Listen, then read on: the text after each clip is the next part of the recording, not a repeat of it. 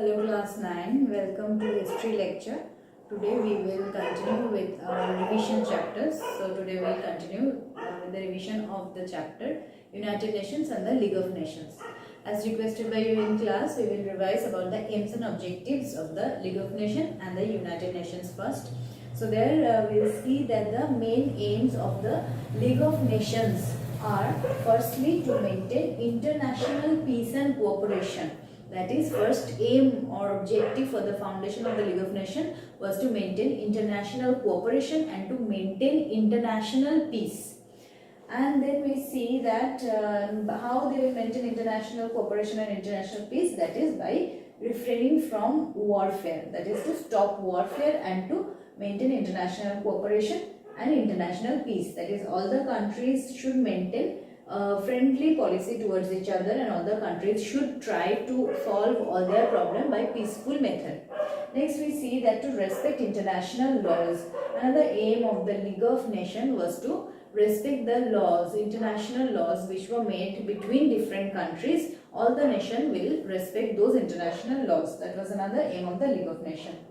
Then we see that open and just relation between different nations was one prime objective of the League of Nations. That is, whatever treaty or whatever discussion is going on between one nation and another nation, that will be open to all the nations. If two countries are signing any deal or two countries are signing any pact and treaties, that should be open to all the nations of the world.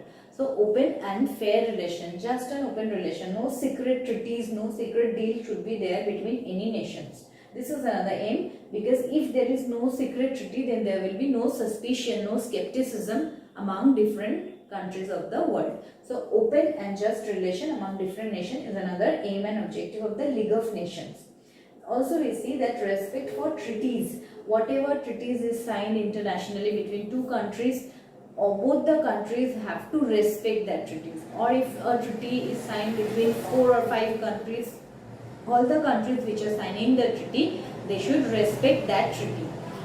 So respecting of international treaty is another aim of the League of Nations, was another aim for the formation of the League of Nations. And another main aim of the League of Nations was to refrain from armed conflict. That is, if there is any problem, the countries which are having problem should try to stay away from armed conflict. They will give several attempts to solve the problem by peaceful means. If this peaceful means failed several times, then they can resort to armed conflict. But the aim of the League of Nations was to stop armed conflict between different nations. So these are basically, we see that the aims of the League of Nations, that is international cooperation between all countries, international peace, respect of international laws by all the countries of the world, open and just relation between all the countries of the world, respect of the treaties that were signed internationally, and to refrain from armed conflict and to try to solve their problem by peaceful means. Next we will see the aims and objectives of the United Nations Organization.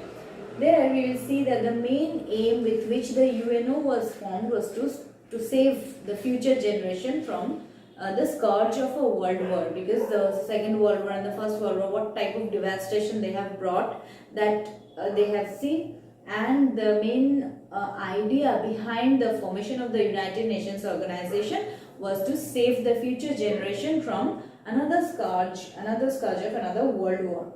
So this was the main aim of the United Nations Organization, that is to prevent another world war, or to prevent any warfare that can cause devastation to human beings.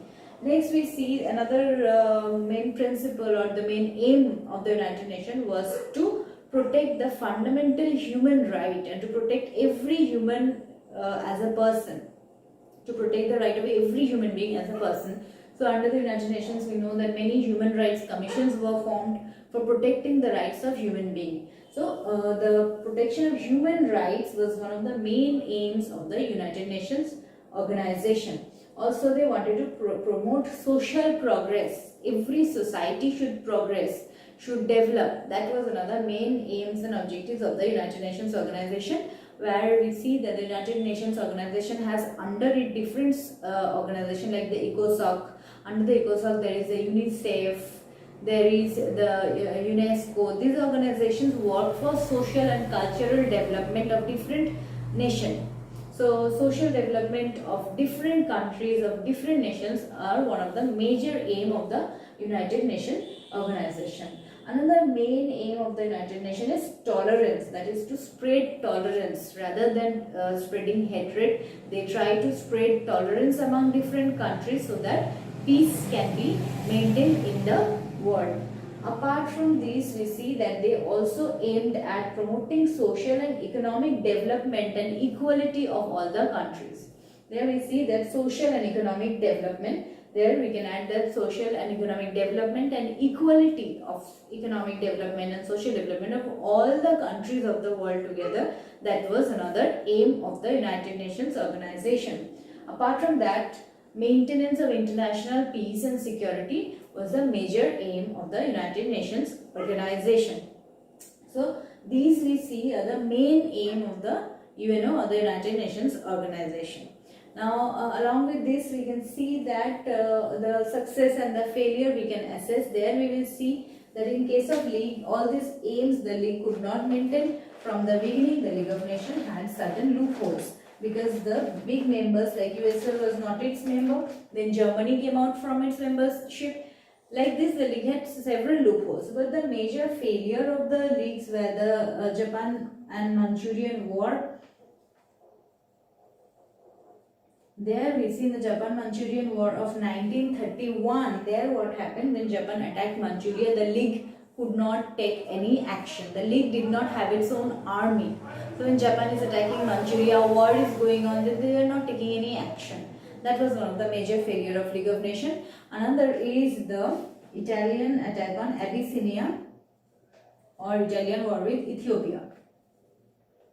Ethiopia or Abyssinia is same. So when Italy attacked Ethiopia, there also the League could not do anything. It was a policy of the League that if any country is moving towards war, then they will take economic sanction, or economically they will isolate that country which is waging war. So economic sanction or economic isolation did not help, because Italy or Japan, they were all economically developed country and they did not need League's economic help.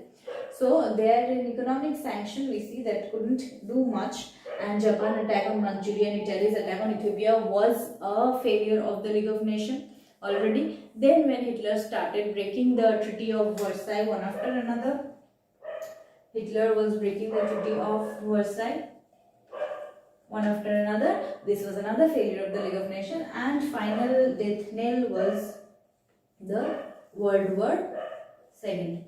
The Second World War, which finally broke out after Hitler's attack on Poland, that was a final death knell on the League of Nations, the complete failure from which League of Nations ceased to exist. Before that also we see that the League of Nations had suffered some failures. It had not been able to follow all the aims and objectives that it has set before itself.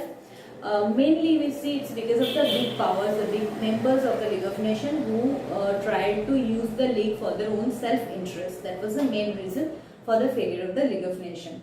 In case of the United Nations organization, we see it is a success or a failure. There we will see one of the main aim of the United Nations organization was to save the future generation from a scourge of another world war.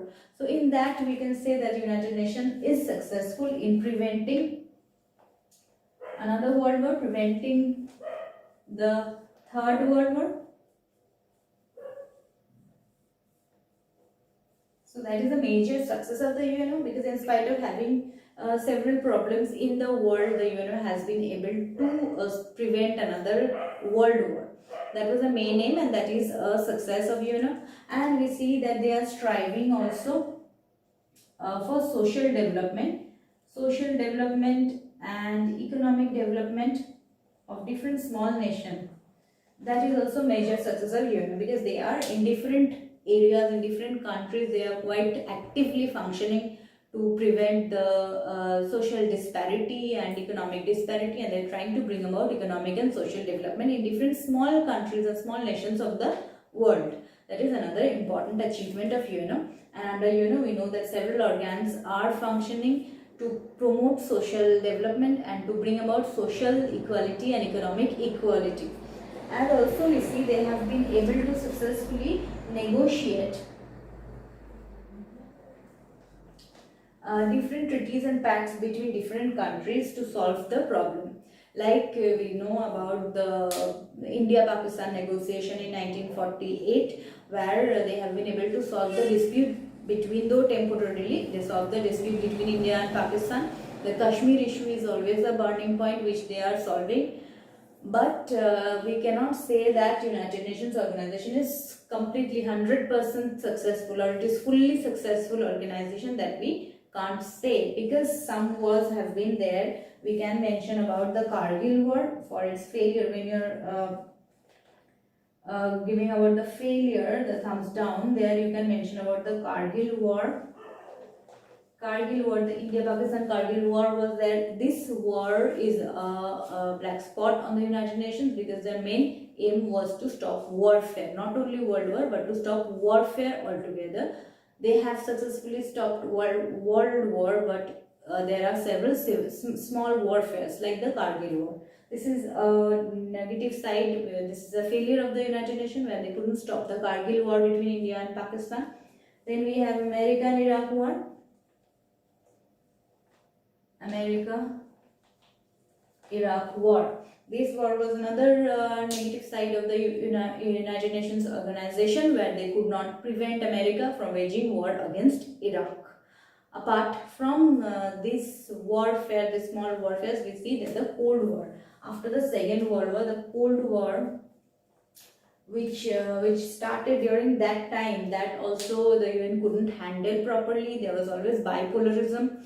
There was two superpowers. One side there was Russia forming group, one side there was America forming their own group. This grouping, or this like formation of groups, bipolarism was there always, though this situation bettered off afterward, but still there was a problem. After the Cold War, problem remained. So this is a failure of United Nations. And one of the major negative side of the UNO is the veto system, where we see that any permanent member can use the veto for their own self-interest. That is the major drawback in United Nations. But overall, we see that the United Nations has worked very well. The FAO, Food and Agricultural Organization, or the World Health Organization, they have worked very well. And the social and economic development through the UNESCO, or educational development through the UNICEF, these things have worked very well. So overall, we can see success are more in case of United Nations. Most importantly, they have been able to prevent the Third World War. So success more and failures are less as far as the United Nations organization is concerned. But as far as the League of Nations is concerned, it is completely a failure, because it couldn't prevent the world war, for which it was made, to prevent a world war. So if we assess the success and failure, we can say that League of Nations was a complete failure, whereas the United Nations organization, which is still functioning, it is not a complete failure. It has some black spot in itself, but it is an overall successful organization, and it has many achievements. Like this, you have to frame your answer. Thank you.